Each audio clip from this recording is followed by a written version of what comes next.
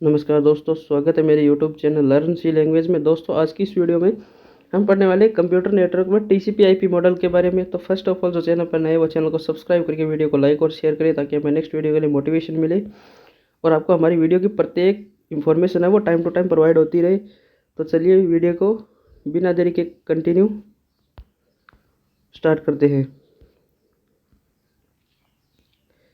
तो फर्स्ट हम देखने वाले कि TCP/IP मॉडल है वो इसका मतलब क्या होता है और ये क्यों यूज़ में लिया जाता है। तो देखिए, TCP/IP मॉडल दो तरह के प्रोटोकॉल होते हैं जिनका प्रयोग इंटरनेट की संरचना में किया जाता है। प्रोटोकॉल एक प्रकार के नियम होते हैं जिनका पालन करना किसी भी कार्य के लिए ज़रूरी होता है। मतलब ये एक प्रकार के क्या आते हैं, इंटरनेट की संरचना में प्रयोग करने वाले कुछ नियम्स होते हैं जिनका हम यूज करना पड़ता है। कोई भी मॉडल है उसको नेटवर्किंग में पेश करने के लिए। टीसीपी की फुल फॉर्म होती है ट्रांसमिशन कंट्रोल प्रोटोकॉल। तो आपको इसको याद रखना है कि टीसीपी की full form transmission control protocol होती है। इसका मतलब है इंटरनेट पर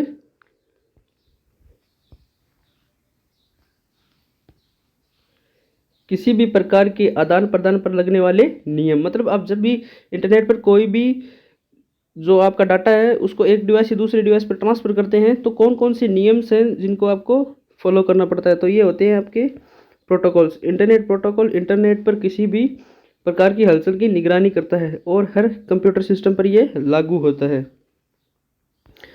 आईपी को आईपी एड्रेस के तौर पर जाना जाता है। टीसीपी आईपी को लैंग्वेज ऑफ इंटरनेट के नाम से भी जाना जाता है। मतलब इसे लैंग्वेज ऑफ इंटरनेट कहा जाता है टीसीपी आईपी मॉडल को, क्योंकि ये इंटरनेट पर जो डाटा का ट्रांसफ़र करता है वो टीसीपी आईपी ही करता है, इसलिए इसे लैंग्वेज ऑफ इंटरनेट कहा जाता है। टीसीपी आईपी एक डब्ल्यू का प्रोटोकॉल होता है जिसे के द्वारा हम कंप्यूटर में आसानी से इंटरनेट को एक्सेस करने में उपयोग में लेते हैं। मतलब यदि हम कंप्यूटर में हमारे इंटरनेट को एक्सेस करना चाहते हैं तो हम TCP/IP मॉडल का यूज करेंगे। अगर किसी नेटवर्क में दो डिवाइस हैं तो उन्हें आपस में कम्युनिकेट करने के लिए कॉमन प्रोटोकॉल की ज़रूरत होगी। TCP/IP मॉडल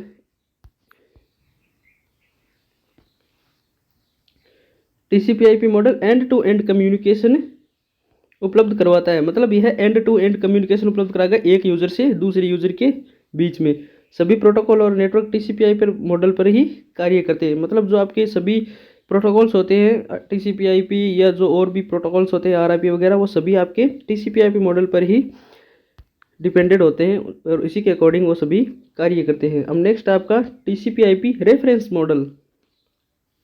मैं बता दूं, ये TCP/IP रेफरेंस मॉडल है वो आपके लिए बहुत ही इंपॉर्टेंट है, क्योंकि ये हर एग्ज़ाम्स में जो डिप्लोमा इंजीनियरिंग के स्टूडेंट्स हैं वो लगभग जो कंप्यूटर के नेटवर्क से रिलेटेड एग्ज़ाम होते हैं उनमें इससे क्वेश्चन है वो बहुत पूछा जाता है। तो आप इसको अच्छे से पढ़िएगा।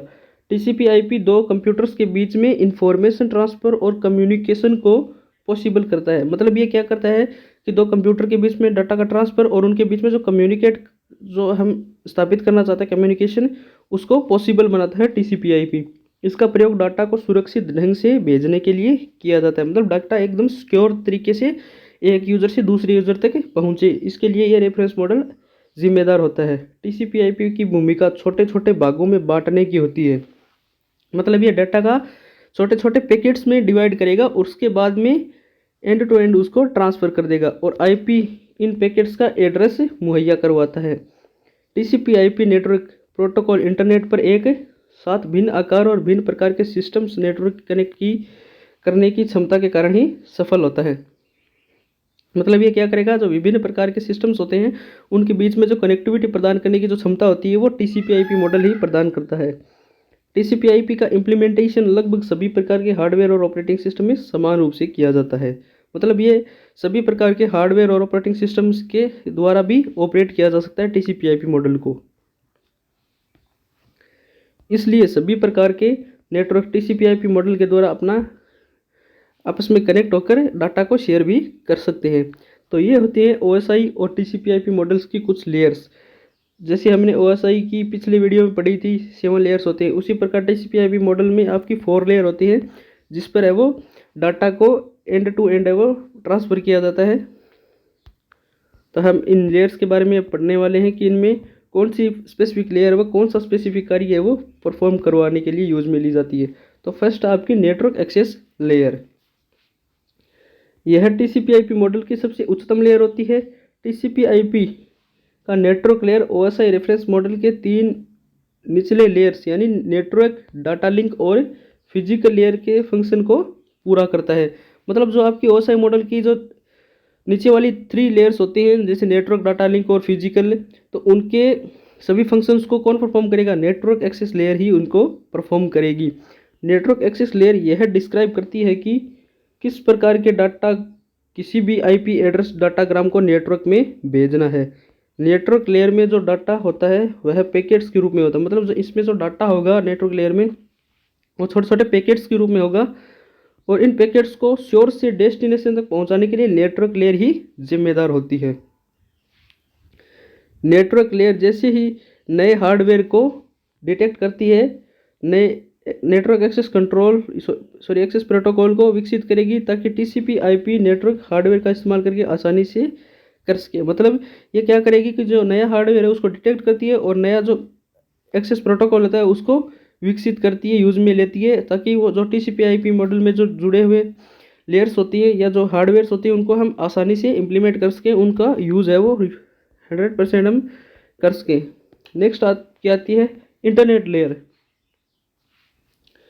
TCP/IP मॉडल में इंटरनेट लेयर का काम OSI रेफरेंस मॉडल की लेयर 3 की तरह ही कार्य करता है। मतलब उसमें जो लेयर 3 थी उसी प्रकार इसमें नेटवर्क लेयर है वो यूज़ में ली जाती है। यह लेयर ट्रांसपोर्ट लेयर तथा एप्लीकेशन के बीच में स्थित होती है।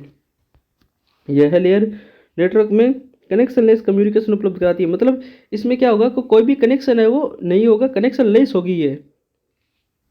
इसमें डाटा को IP डाटाग्राम के रूप में पैकेज किया जाता है। यह डाटा सोर्स से डेस्टिनेशन तक IP एड्रेस को कंटेंट किए रहता है। मतलब इसमें डाटा को एक डिवाइस से दूसरे डिवाइस पर भेजने के लिए हमें IP एड्रेस को मेंशन करना बहुत ज़रूरी होता है। यदि IP एड्रेस आपके पास मेंशन नहीं होगा तो आप उस डाटा को कोई भी डिवाइसेस को सेंड या रिसीव उस डिवाइस से नहीं कर सकते, जिससे कि डाटा को आसानी से सेंड और रिसीव किया जा सकता है।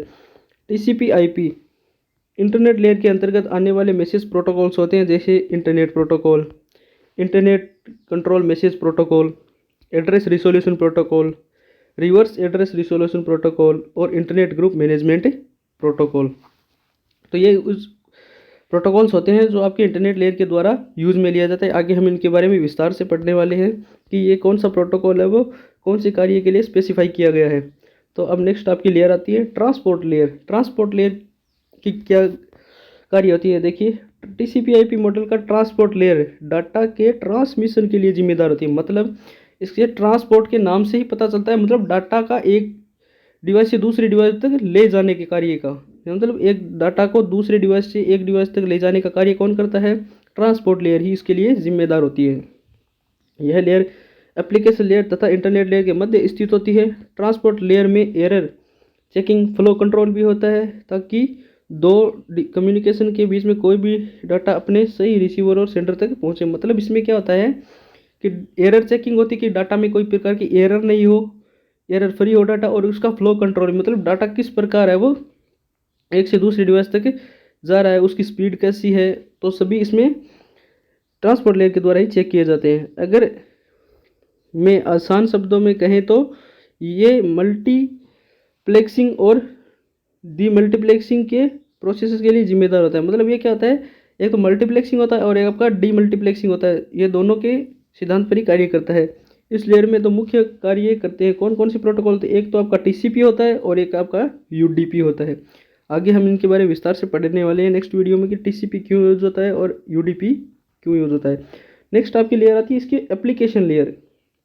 एप्लीकेशन लेयर की क्या कार्य होते हैं? देखिए, TCP/IP प्रोटोकॉल की सबसे उच्चतम लेयर को एप्लीकेशन लेयर कहते हैं। मतलब इसमें सबसे जो उच्चतम लेयर होती है वो आपकी एप्लीकेशन लेयर ही होती है। यह लेयर एप्लीकेशन को नेटवर्क सर्विसेज उपलब्ध कराने से संबंधित होती है। मतलब यदि आप कोई भी एप्लीकेशन यूज़ कर रहे हैं या कोई भी यूज़र है वो एप्लीकेशन को यूज़ कर रहा है, तो उसमें जो इंटरनेट की सुविधा प्रदान करने की जिम्मेदारी है वो एप्लीकेशन लेयर की ही होती है।